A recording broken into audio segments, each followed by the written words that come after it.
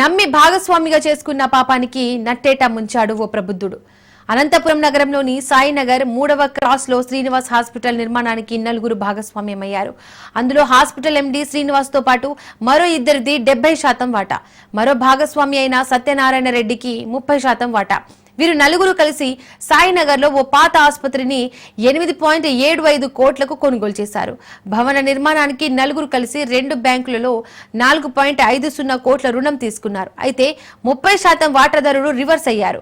అప్పటి వైసీపీ నేతలను అడ్డం పెట్టుకుని మిగతా వాటాదారులపై బ్లాక్ మెయిలింగ్ కు పాల్పడుతూ హాస్పిటల్ నిర్మాణానికి తీసుకున్న అప్పుకు ఈఎంఐలు చెల్లించకుండా మోసం చేశాడు. ఈ వివాదానికి సంబంధించిన మరింత సమాచారం శ్రీనివాస్ హాస్పిటల్ ఎండీ శ్రీనివాసులతో మా ప్రతినిధి Jeevan Kumar face to face.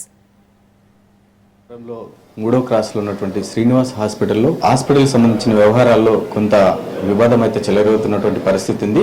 ఈ నేపథ్యంలో కొంతవరకు హాస్పిటల్ ప్రాంగణంలో ఉద్రిక్త వాతావరణం నెలకొనింది. ఈ వివాదాలకు కారణం ఏంటి, అసలు ఈ పరిస్థితి ఎందుకు తలెత్తిందనే విషయాన్ని తెలుసుకోవడానికి మన దగ్గర శ్రీనివాస్ హాస్పిటల్ ఎండీ గారు శ్రీనివాస్ గారు ఉన్నారు. ఆయన అడిగి తెలుసుకునే ప్రయత్నం ఉంది.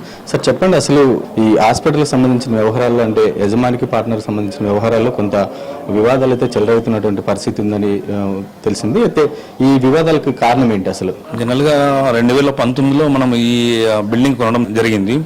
దీంట్లో ఆల్రెడీ మనం ఏదైతే సత్యనారాయణ రెడ్డి అనే వ్యక్తి మాకు పార్ట్నర్ గా ఉన్నాడు. యాక్చువల్లీ ఈ బిల్డింగ్ కొనడానికి మాకు సుముఖంగా లేదు, ఎందుకంటే మేము ఆల్రెడీ మాకు బిల్డింగ్ ఉన్నింది. కాకపోతే అతను అంటే బై ఫోర్స్ గా వచ్చేసి బిల్డింగ్ ఇప్పిస్తాను చేస్తానంటే సరే అని చెప్పేసి మనకు వేరే బిల్డింగ్ ఉంటే ఆ బిల్డింగ్ అమ్మేసుకొని ఆ డబ్బులు తెచ్చి దీంట్లో పెట్టేసి ఈ బిల్డింగ్ కొనడం జరిగింది. ఈ బిల్డింగ్ కొనే ముందర కూడా మా కండిషన్ ఏమంటే మాకే లీజ్కి ఇవ్వాలి. ఎందుకంటే అతను ఫస్ట్ ఏమన్నాడు, నేను బిల్డింగ్ ఇప్పిస్తాను, నా కమిషన్ ఇవ్వండి అంటే సరే కమిషన్ ఒప్పుకున్నాం. ఆ తర్వాత మళ్ళీ బిల్డింగ్ కొని అగ్రిమెంట్ అంతా అయిపోయి ఇంకా రిజిస్ట్రేషన్ పోయే ముందు మళ్ళీ గొడవ పెట్టుకుని నాకు 10% నాకు బిల్డింగ్ లో పార్ట్నర్షిప్ ఇవ్వాలి అని చెప్పేసి అన్నాడు. సరే అని చేసి ఒప్పుకున్నాం.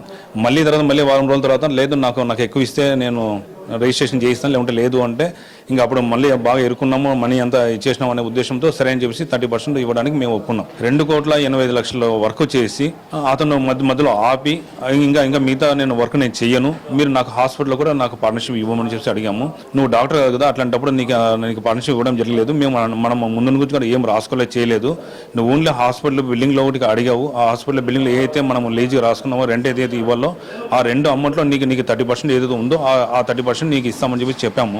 కానీ అతను మాత్రం దానికి వినక నాకు హాస్పిటల్ నాకు కంపల్సరీ కావాలని చెప్పేసి అన్నాడు. అప్పుడు మేము వినలేదని చెప్పేసి మనకు ఎమ్మెల్సీ వాళ్ళతో కూడా పంచాయతీ పెట్టించాడు. ఆ రోజు కూడా ఎమ్మెల్సీ వాళ్ళతో కూడా మాట్లాడాము, చేసాము. లాస్ట్ గవర్నమెంట్ లో కూడా మరీ ఉషశ్రీ చరణ్ వాళ్ళతో కూడా మళ్ళీ పంచాయతీ పెట్టించారు, మనం అక్కడ కూడా పెట్టాము. వీళ్ళందరూ మాకు ఎంత ప్రేయర్ తీసుకొచ్చారంటే ఇంకా కత్తి ఒకటి పెట్టలేదు మా మీద. అతనికే మన కంపల్సరీ అతనికే మనము బిల్డింగ్ ఇవ్వాలి, అది కూడా తక్కువ రేటుకి ఇవ్వాలని చెప్పేసి ఫస్ట్ పంచాయతీ జరిగినప్పుడు 13 కోట్లకి తెగిండేది దాని వాల్యుయేషన్.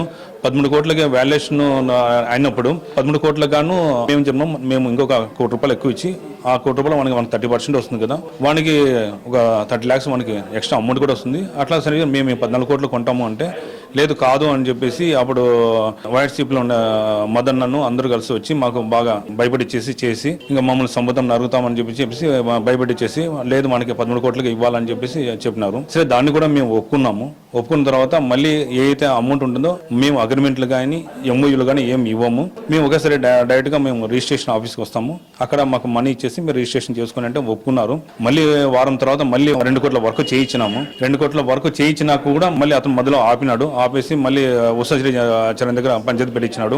మళ్ళీ అక్కడ కూడా మనం మళ్ళీ పోయి కూర్చున్నప్పుడు అప్పుడు వాల్యుయేషన్ వచ్చేసి 16 crores వాల్యుయేషన్ వేసినారు. 16 crores వాల్యుయేషన్ కి మేము దానికి ఒప్పుకున్నాము, మేము ఇస్తామని చెప్పి. లేదు వానికి 14 కోట్లకి ఇవ్వాలంటే అదేంటి, అది ఎవరు ఎక్కువ పాడితే వాళ్ళకి ఇస్తారు కదా, అదే మీకు ఎక్కువ ఇస్తా అంటే మేము చెప్పింది ఇంతే, మీరు అట్లా చేస్తే బాగుంటుంది, లేదంటే మీకు ఉండే హాస్పిటల్ కూడా మీకు పర్మిషన్స్ అన్ని క్యాన్సిల్ చేస్తాం కూడా అన్నారు. లేదంటే మీరు ఊర్లో ఉండలేరు తిరగలేరు అని కూడా మాకు బాగా ప్రేయర్ తీసుకొచ్చాడు. సముద్రం నరుగుతామని కూడా అక్కడ కూడా మాకు బాగా ప్రేయర్ కూడా పెట్టారు. శ్రీనివాస్ హాస్పిటల్ ఎండీ గారు శ్రీనివాస్ గారు చెప్తున్నటువంటి పరిస్థితి ఏమంటే, ఎవరైతే లీజ్కి ఇచ్చారో సత్యనారాయణ రెడ్డి అనే పర్సన్ అతన్ని రివర్స్ అయిపోయి ఇప్పుడు నేను పెట్టినటువంటి అమౌంట్ కి దానికి 3-4 ఎక్కువ వేయాలనే ఉద్దేశంతో వీళ్ళ మీద ప్రెజర్ తీసుకొచ్చి గూండాలని తర్వాత పోలీసులను మభ్యపెట్టి వాళ్ళని ఉసిగొల్పి ఇక్కడ వీళ్ళ మీద దౌర్జన్యం సృష్టిస్తున్నారని చెప్తున్నటువంటి పరిస్థితి ఉంది. ఈ నేపథ్యంలో వీరికి గనక న్యాయం జరగకపోతే మేము సూసైడ్ చేసుకోవడానికైనా వెనుకాడబోమని ఇంకా గత్యంతరం అదే ఉన్న పరిస్థితి ఉంది మాకైతే అని చెప్తున్నటువంటి పరిస్థితి ఉంది. కెమెరా పర్సన్ పరశురామ్తో జీవన్.